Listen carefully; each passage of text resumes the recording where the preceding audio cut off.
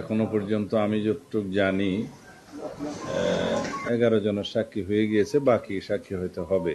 তো বিচারাধীন বিষয়ে কোনো মন্তব্য করা, আলোচনা করা সঠিক নয়। তা আমরা আমাদের পক্ষ থেকে যে সহযোগিতা, তদন্তকারী কর্মকর্তা, সাক্ষীদেরকে নিয়ে যাওয়া, সাক্ষ্য গ্রহণ করানো, এগুলো আমরা করাতে পারি। বাকি এটা বিচারকের ফাংশন এবং বিচার কার্য নিয়ে আমরা কোনো কথা বলতে চাই না। তবে যেহেতু সবার প্রত্যাশা যে একটু সংক্ষিপ্ত সময়ের মধ্যে বিচার কার্যটা শেষ হোক, আমরা সেটা করার ব্যবস্থা করছি। সাক্ষী শেষ হয়ে গেলে তারপরে আর কিছু আইনানুগ ব্যবস্থা আছে, যেমন আসামিকে সাক্ষ্য গ্রহণের পরে পড়ে শোনাতে হয় সে দোষী কি দোষী নেই, এই সমস্ত বিষয় আছে। তারপরে আর্গুমেন্টের জন্য দিন রাখতে হয়, আর্গুমেন্টের পরে রায়ের জন্য দিন ধার্য হবে, এটা আদালতের বিষয়। তা আশা করছি সংক্ষিপ্ত সময়ের মধ্যে বিচার কার্যটা শেষ হবে। রায় কি হবে, কখন হবে ইত্যাদি, এগুলো আদালতের বিষয়।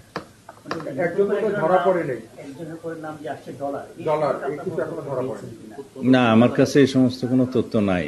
বিচার তো চলছে, আসামি 164 করেছে। তারপরে চিকিৎসক সম্ভবত আজকে সাক্ষ্য দিবেন, পোস্টমর্টম অথবা অন্যান্য ফরেন্সিক রিপোর্টের বিষয়ে সাক্ষী হবে। এগুলো এর বেশি আমি জানি না।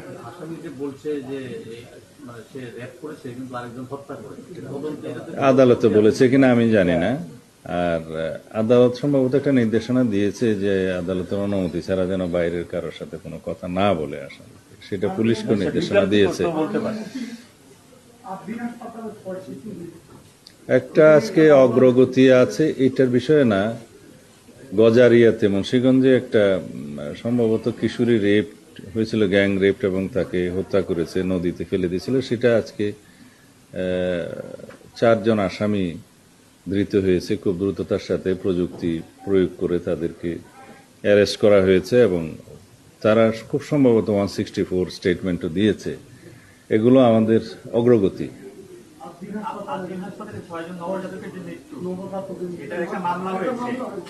এটা স্বাস্থ্যমন্ত্রী মহোদয় সম্ভবত গিয়েছেন সরজমিনে, অথবা ওনার টিম গিয়েছেন। আমি যতটুকু শুনেছি ওখানে এয়ার কন্ডিশন বোধহয় চালু ছিল না। সম্ভবত এক বাচ্চার এক মা বোধহয় এটা বেশি ঠান্ডা লাগার কারণে এসিটা বন্ধ করতে বলেছিল, আমি যতটুকু শুনেছি। পরে আর এটা সময় মতো আর এসিটা অন করে নাই। সাফোকেশনে মারা যেতে পারে অথবা অন্য কোনো কারণে যেতে পারে, এটা তদন্ত হচ্ছে। গ্যাস লিকেজ হতে পারে, এটা তদন্ত হচ্ছে। এটার জন্য যথাযথ ব্যবস্থা নেওয়া হবে।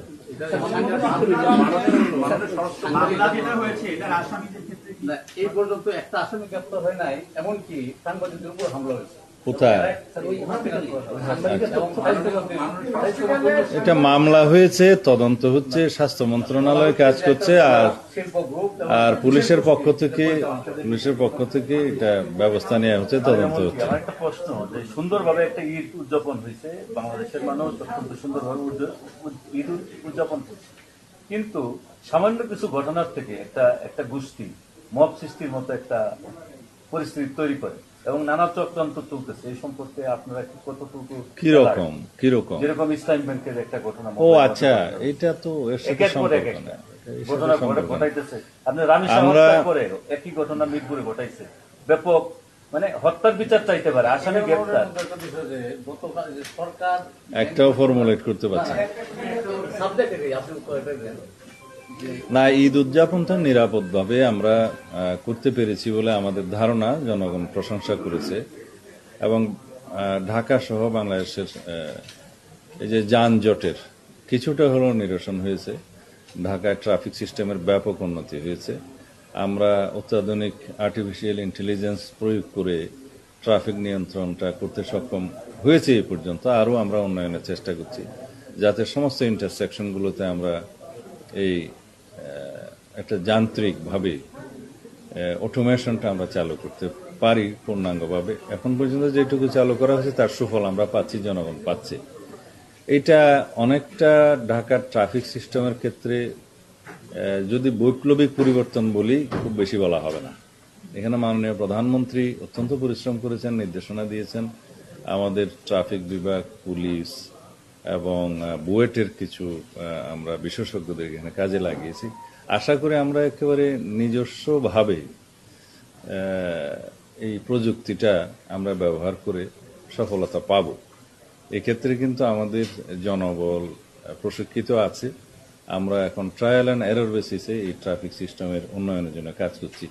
আশা করি আগামী 1-2 মাসের মধ্যে অন্তত ঢাকা শহরে মেট্রোপলিটন সিটিতে এই ট্রাফিক সিস্টেমে আমরা বৈপ্লবিক পরিবর্তন আনতে পারবো।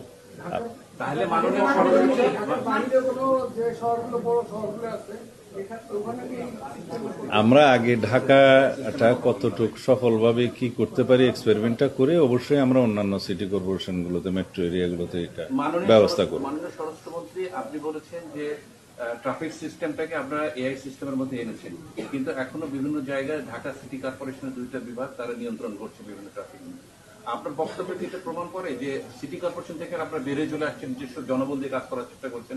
এটা সিটি কর্পোরেশনের একক কোনো বিষয় নয়, এটা ঢাকা মেট্রো এরিয়াতে সিটি কর্পোরেশন নিয়ন্ত্রণ করে না, একক কোনো বিষয় নয়। এখানে ট্রাফিক পুলিশের সহায়তা অবশ্যই লাগে।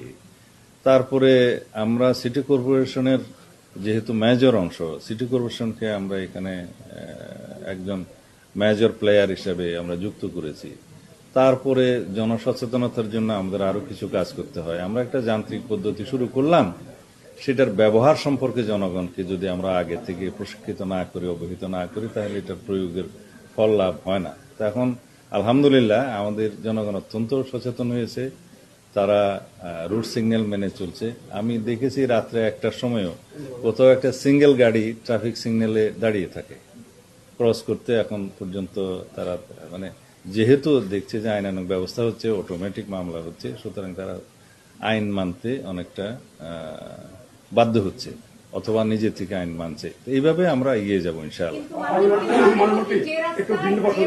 আমি তো এআই ক্যামেরা নিয়ে জানতে চাই, যে রাস্তায় এআই ক্যামেরা ব্যবহার হচ্ছে সেই রাস্তায় যদি ব্যাটারি চালিত রিক্সা আসলে চলে, তাহলে আসলে এটা মানে কন্ট্রাডিক্ট করে কেন? মানে আমরাই নিজেরাই প্রতিদিন এটা ফেস করি। অবশ্যই করে। আপনারা সবাই জানেন আমাদের দেশে ওভারনাইট হাজার হাজার এরকম টমটম বা অটোরিকশা ব্যাটারি চালিত রাস্তায় নেমে গেছে।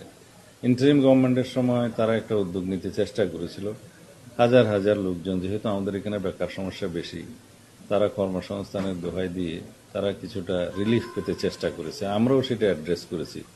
এখন তাদেরকে অন্যভাবে রিহেবিলিটেট না করে, পুনর্বাসন না করে যদি আমরা হাজার হাজার লোকজনকে ওভারনাইট বেকার করে দিই, এটাও একটা সমস্যার সৃষ্টি হবে। সেই জন্য আমরা চেষ্টা করছি তাদেরকে যাতে মেট্রো এরিয়ার বাইরে অন্যভাবে প্রোভাইড করা যায়, বেকারত্ব সৃষ্টি না হয় আর আমাদের ট্রাফিকেরও কোনো সমস্যা না হয়। তার মধ্যে বিএসএফ এবং ডিজি পর্যায়ের সামনে যে মিটিং হবে, আপনার যে ডায়ালগ হবে, সেই ডায়ালগ কোন কোন ইস্যুগুলো আপনারা রেজ করবেন? আর সেকেন্ড একটা কোশ্চেন হলো যে বিজেপি সীমান্ত ইতিমধ্যে সহ বেশ কিছু বড় ভূমিকা পালন করছে, এই ইস্যুগুলো কি আপনারা এখানে রেজ করবেন কিনা? মাদক সহ এবং অন্যান্য যেই না, বিজিবির ডিজি পর্যায়ের যে মিটিংটা হবে, এটা আমাদের একটা সবসময় রেগুলার ফাংশন, প্রতি বছর হয়। একবার এই সাইডে হয়, আরেকবার ওই সাইডে হয়। এখানে বর্ডার ইস্যুসগুলো অ্যাড্রেস করা হবে, উভয় পক্ষের কি কি সমস্যা আছে এবং কিভাবে হয়, এটা রেগুলার ইস্যু। এখানে সংশ্লিষ্ট সব বিষয়গুলো উত্থাপিত হবে। আমাদের এখনো সবচেয়ে বেশি কনসার্ন যেটা আমাদের বর্ডার ক্লিং, একটা শব্দ বলছে যে আমাদের এটা শুনবে এবং এটা কোনোভাবে আপনারা এটাকে প্রদান করবেন না, খুব শক্তভাবে বলছে, কিন্তু বর্ডার ক্লিংটা তো এখনো চলমান আছে, চলছে। আপনারা যেটাকে বর্ডার কিলিং বলছেন সে সম্পর্কে যদি আপনারা বিস্তারিত জানেন তাহলে খুশি হব। বর্ডার কিলিং হচ্ছে যদি অন্য দেশের বাহিনী কর্তৃক আমাদের সীমান্তে অথবা জিরো লাইনে এসে যদি কিলিং করে, সেটাকে আমরা বর্ডার কিলিং বলতে পারি। যদি আমাদের সীমানার অভ্যন্তরে এবং তাদের সীমানার অভ্যন্তরে কোন রকমের কোনো অপরাধে জড়িত থাকে কেউ, ইললিগেল ট্রেসপাস করে যায় কেউ, সেটা তারা কিভাবে অ্যাড্রেস করবে সেটা তাদের দেশীয় আইনে করবে। এটাকে বর্ডার কিলিং বলা ঠিক হবে না।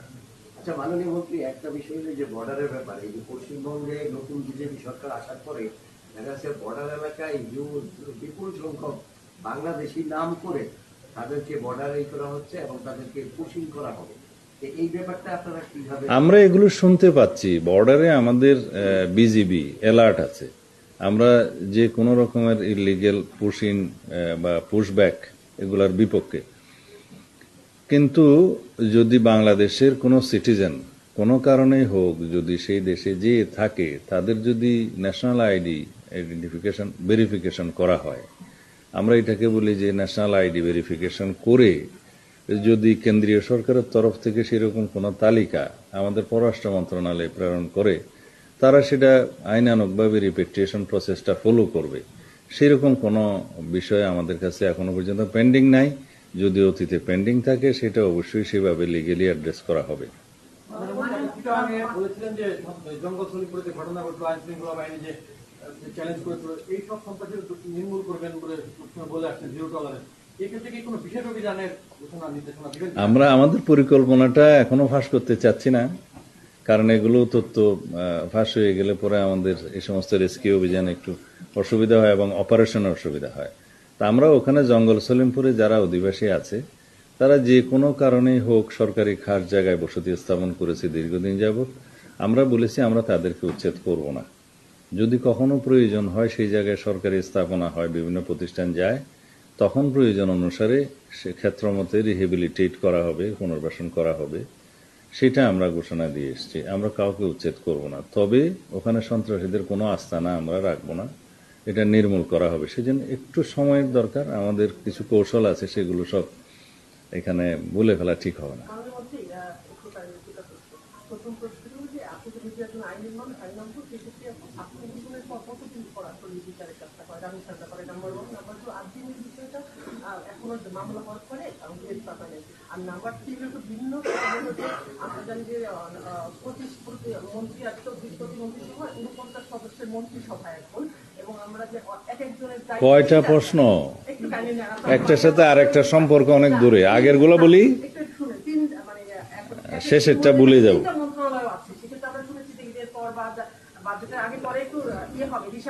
আমি পরের গুলো শুনি নাই, আগের গুলো শুনেছি। আগের গুলা হচ্ছে সাক্ষ্য গ্রহণের পরে বিচার কার্যের যে প্রক্রিয়া, এটা আদালতের বিষয়। এই বিষয়ে আমি কোনো মন্তব্য করব না। আমাদের যেটা ফাংশন প্রসিকিউশন সাইড থেকে সেটা আমরা ফাংশন করতে পারি, বাকি আদালতের বিষয়। তবে আমরা চেষ্টা করব যাতে খুব দ্রুত মানে সংক্ষিপ্ত সময়ের মধ্যে এই বিচারিক প্রক্রিয়াটা শেষ করতে পারি আমরা। আর 8 দিন হাসপাতালের বিষয়টা আগেই অ্যাড্রেস করেছি, এটা দ্বিতীয়বার। কিন্তু এখানে একটা গ্যাপ আছে মন্ত্রী মহোদয়, একটা গ্যাপ আছে। 8 দিন হাসপাতালে 6 শিশুর ঘটনায় একটা মামলা হয়েছে, কিন্তু বাচ্চাদের পোস্টমর্টম হয়নি। আমার বিষয় হচ্ছে যে এটা মামলার ক্ষেত্রে কোনো ব্যাঘাত সৃষ্টি করবে। পোস্টমর্টম না হয়ে থাকলে আসলে মামলার ক্ষেত্রে এটা বাধার সৃষ্টি হয়। এটা গার্জিয়ানদের উচিত যেন পোস্টমর্টমটা করায় নেয়। পোস্টমর্টম ছাড়া যদি কোনো মামলা হয়, বিচার কাজের এক পর্যায়ে এটার বেনিফিটটা আসামি পক্ষ পেয়ে থাকে, তো সেই জন্য পোস্টমর্টম করে ফেলা উচিত। এটা যারা গার্জিয়ান তাদের একটু সচেতন হওয়া দরকার।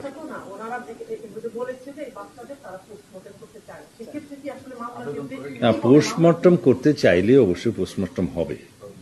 যদি কেউ পোস্টমর্টম ছাড়া দাফন করতে চায়, সেই জন্য একটা প্রক্রিয়া আছে, জেলা ম্যাজিস্ট্রেটের অনুমতি নিতে হয়।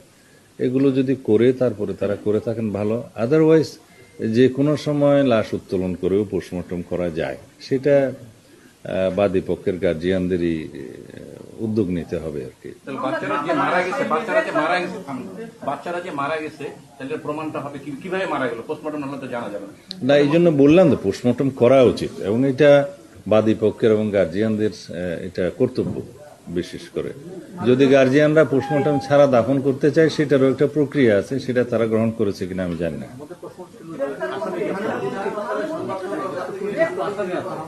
এই পর্যন্ত স্বরাষ্ট্র মন্ত্রণালয় কোন জায়গায় আসামি গ্রেপ্তার করতে ব্যর্থ হয়েছে, একটু সময়ের দরকার হয়, সেই সময়টা দিতে হবে।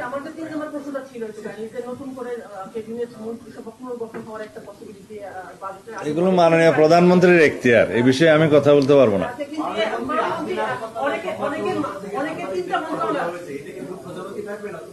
হ্যাঁ, স্যার ওই যে সাংবাদিকদের উপর যে হামলা হয়েছে স্যার, এটা ওই অনেক সাংবাদিককে তারা মেরেছে, কারা? ওই যে বিএনপি দলের কর্তৃপক্ষ। আচ্ছা আচ্ছা, একটা বিষয় আমি বলি, তথ্যমন্ত্রী আপনার সাথে আমরা কথা বলে বলেছে। তথ্যমন্ত্রী এই বিষয়ে আমার সাথে এখনো কথা বলেননি, হয়তো বলবেন। কিন্তু সাংবাদিকদের উপরে যদি কোনো হামলা হয়ে থাকে এটা অবশ্যই ন্যাক্কারজনক এবং এটার আমরা নিন্দা জানাই। কিন্তু আপনাদের পক্ষ থেকে কি কোনো মামলা করা হয়েছে? তো যদি কোনো মামলা না হয় সেটা একটা আলাদাভাবে ট্রিট করতে হবে। যদি মামলা হয়ে থাকে সেটা আমাদের দায়িত্ব তদন্ত করা। মাননীয় মন্ত্রী, তোমার আমাদের জামাতাকে ঘিরে গতকাল যেটা হলো এবং আজকে ওরাতেও এক ধরনের পরিস্থিতি তৈরি হয়েছে, এক্ষেত্রে আপনাদের কি কোনো নির্দেশনা ছিল নাকি সেটা এমন কর্মকাণ্ড করেছে? এরকম কোনো ঘটনা আপনি যেভাবে বলছেন আমাদের নজরে আসেনি। আমরা শুনেছি যে ওনার প্রথম জানাজা অনুষ্ঠানের পরে কিছু লোক মিছিল টিছিল দিয়েছে, এইটুকু শুনেছি। এর ভিতরে তো আমি অস্বাভাবিকতা কিছু দেখি না। 7 জন অ্যারেস্ট করা। হ্যাঁ, তারা হয়তো অন্য কোনো মামলায় আসামি আছে বা অন্য কোনো শৃঙ্খলতা করেছে, সেই জন্য হয়তো আইন শৃঙ্খলা রক্ষাকারী বাহিনী যেটা করা দরকার সেটা করেছে। মাননীয় মন্ত্রী, আমি একটা বিষয় জানতে চাচ্ছিলাম, যেটা হলো অন্তর্বর্তী সরকারের আমলে বেশ কয়েকজন শীর্ষ সন্ত্রাসী সহ গুরুতর অনেক আসামি জামিন পেয়েছেন। জামিন পাওয়ার পর তারা অনেকেই ঢাকা শহর দেশের বিভিন্ন এলাকা ভিত্তিক তারা সন্ত্রাসী কার্যক্রম চালাচ্ছেন এবং এলাকায় আতঙ্ক সৃষ্টি করছেন। এইসব চিহ্নিত সন্ত্রাসী এবং শীর্ষ সন্ত্রাসীদের বিষয়ে আসলে আমাদের কাছে শীর্ষ সন্ত্রাসী বা ক্ষুদ্র সন্ত্রাসী বলতে কিছু নেই। যদি অভিযুক্ত এবং অপরাধী হয় তাদের সবাইকে আমরা গ্রেফতার করব আইনানুগভাবে। আর জামিন দেওয়ার এখতিয়ার তো আদালতের। আদালতের কাজ করেছে, আমরা আমাদের কাজ করব। ঢাকার মধ্যেও যেমন মানে মোহাম্মদ বলা হয় বিভিন্ন ধরনের আপনারা এটা ঢাকার মধ্যে আচ্ছা, এই মোহাম্মদপুরের এই সমস্যাটা কি আজকে উদ্ভব হয়েছে? এটা দীর্ঘদিনের একটা পুঞ্জীভূত সমস্যা। ওই এলাকাতে এটা বলা যায় অপরাধ প্রবণ এলাকাতে পরিণত হয়েছে। তা আমরা চেষ্টা করছি, আমাদের পরিকল্পনা আছে, তো একটু সময় লাগবে, কারণ ওভারনাইট এটা নির্মূল করা হয়তো সম্ভব হবে না, বাট আমরা পরিকল্পিতভাবে আগাচ্ছি। ওই এলাকার জন্য আমাদের একটা বিশেষ নজর আছে, যেহেতু ওখানে ডেন্সলি পপুলেটেড এবং অধিবাসীদের মধ্যে অনেকেই, আমি এটা ব্লেম করতে চাই না, ওখানে একটু মাদকের বিস্তারও বেশি। তো আমরা মাদক নিয়ন্ত্রণ আইনেও সংস্কার করছি, সামনে আপনারা দেখতে পাবেন। আর জুয়া, অনলাইন জুয়া, বেটিং এগুলোর জন্য আলাদা আইন নিয়ে আসছি, কারণ অভিযুক্তদের, অপরাধীদের ধরার পরে খুব বেশি দিন আটকে রাখা যাচ্ছে না ওই আইনের কারণে। সুতরাং এটা যুগোপযোগী আইন করা দরকার, কারণ যে আইনটা এখন আছে জুয়া এবং অনলাইন জুয়া, এগুলো অ্যাড্রেস করা হয়নি। 1867 সনের যে জুয়া আইনটা আছে এটা বর্তমানের জন্য ওটা কাজ করছে না। তো এই আইনটা করার পরে আমরা উপযুক্ত আদালতের ইখতিয়ারও ওখানে নির্ণয় করব এবং সেই হিসাবে আধুনিক প্রযুক্তির মাধ্যমে এগুলো অ্যাড্রেস করতে হবে। যেমন অনলাইন জুয়া, অফলাইন জুয়া, বেটিং, এগুলো অনেকটা আন্তদেশীয় ক্রাইমের মতো হয়ে গিয়েছে। তো সেগুলো অ্যাড্রেস করার জন্য আধুনিক আইন দরকার, সেদিকে আমরা যাচ্ছি। এই আগামী সেশনে পার্লামেন্টের সেই আইনটা উত্থাপন করার চেষ্টা করব। তারপরে আমরা অর্গানাইজড ওয়েতে এগুলো অ্যাড্রেস করবো ইনশাআল্লাহ। এই জুয়ার সাথে মাদকও জড়িত এবং জুয়া এবং মাদকের সাথে অর্থ পাচারও জড়িত, মানি লন্ডারিংও জড়িত, এগুলো সব একসাথে করা হবে। তো আগে অ্যাডক ভিত্তিতে হয়তো এই আইনগুলো নিয়ে কোন রকমে চলেছে, এখন আমরা শক্তভাবে নামবো ইনশাআল্লাহ। ধন্যবাদ। তারা কি আইনের আওতায় আসবে? কারণ তারা আইন, সিগন্যাল এগুলো কোনোটাই মানে না। এটা আরেকদিন কথা বলবো, শুধু ট্রাফিক সিস্টেমের উপরে। মাদক আর জুয়ার কথা বলেছেন, বলেছিলাম যে ওই লোকটা দ্রব্যের আসলে আজকে থেকে বিরোধী উৎসব শুরু। এখানে আপনাদের উপেক্ষা করে সরকার ভ্যারাইটি আসলে নৃত্য এবং জুয়ার আসর বলছে, আপনাদের উপেক্ষা করে গতকাল রাতে শিডিউল ছাড়াই সেটা ওপেন ডাক দিয়ে মেলার পারমিশন দিয়েছে কোথায়? সোনারগাঁয়ে। তাই নাকি? সেখানে এখন অলরেডি সার্কাস চলতেছে, অশ্লীল নৃত্য চলতেছে, সেটা বন্ধে কোনো উদ্যোগ নেবেন কিনা? স্থানীয় প্রশাসন কোনো উদ্যোগ নেয়নি আপনার নিজের থাকা সত্ত্বেও। আমরা অবৈধ কোনো কর্মকাণ্ডকে প্রশ্রয় দেব না। যদি স্থানীয় প্রশাসন অনুমতি দিয়ে থাকে সেটা আমরা খতিয়ে দেব। হ্যাঁ, এগুলা সাধারণত অনুমতি না নিয়েই বোধহয় করে, কারণ জেলা প্রশাসনের পক্ষ থেকে বেআইনি কোনো কিছু অনুমতি দেয়া হয় না। হ্যাঁ, অনুমতি দেয়া হয়নি, বাট চলছে, এটা আমরা খতিয়ে দেখব।